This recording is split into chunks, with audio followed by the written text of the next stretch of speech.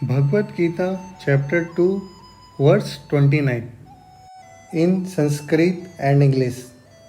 Ascharyavat pasyanti kaschidena masaryavadadatti tatheva chanya ascharyavatchena manya srinoti sustrva yena veda na cheva kaschitta.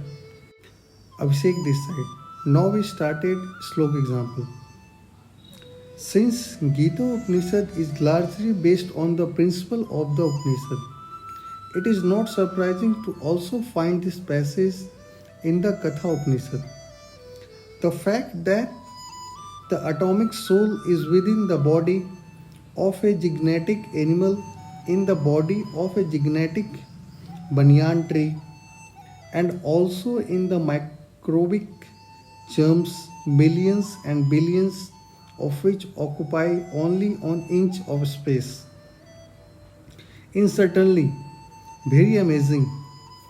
Men with a poor fund of knowledge and men who were not too austere cannot be understand the wonders of the individual atomic spark of spirit, even though it is explained by the greatest authority of knowledge who imparted lessons even to Brahma, the first living being in the universe, owing to a gross material conception of things.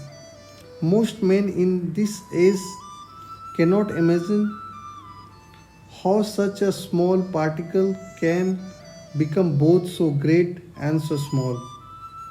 So men look at the soul proper as wonderful either by constitution or by description illusioned by the material energy.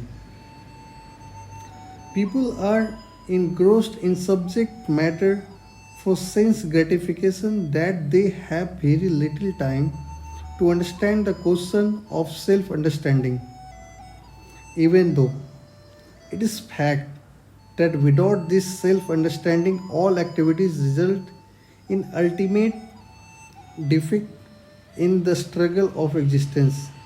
Perhaps they have no idea that one must think of the soul and thus make a solution to the material miseries. Some people who are inclined to hear about the soul may be attending lecture in good association, but sometimes, owing to ignorance, they are misguided by acceptance of the super soul and the atomic soul as one without distinction of magnitude. It is very difficult to find a man who perfectly understands the position of the super soul, the atomic soul, their respective functions and relationship, and all the other major and minor details.